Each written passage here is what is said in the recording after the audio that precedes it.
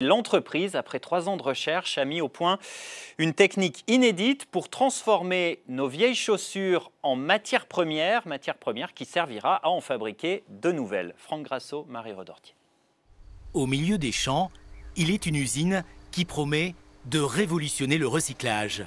Elle s'engage à transformer toutes ces baskets usagées en isolant et surtout en poudre de caoutchouc prête au réemploi. Il a fallu qu'on trouve la solution pour pouvoir séparer les différentes matières.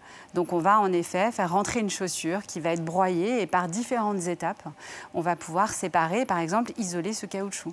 Et c'est une fois que ce caoutchouc a été isolé, qui est un petit grain, qu'on va pouvoir le régénérer. Pour commencer, la matière va devenir charpie. Les éléments de la chaussure seront séparés.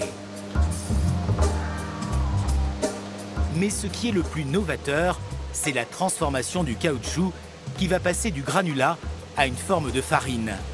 Des docteurs en chimie des matériaux ont travaillé 3 années pour arriver à ce résultat.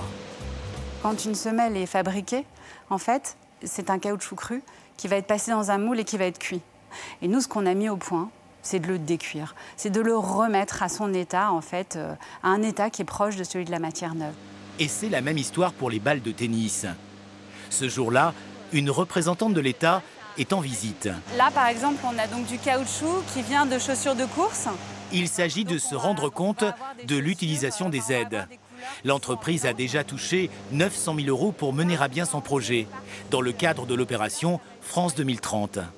Ce lieu m'épate, ce lieu me réjouit. C'est une start-up, une petite start-up de 4 salariés. Donc c'est extrêmement impressionnant de voir ce qui peut être fait grâce à l'innovation, grâce à l'intelligence artificielle. L'entreprise a stocké des millions de données sur les matières collectées. L'intelligence artificielle va permettre de coller aux demandes des géants de la basket en leur proposant le caoutchouc idéal. Alors à l'avenir, plus question de jeter ses vieilles chaussures avec ses ordures. La basket, comme le vêtement, peut avoir une seconde vie.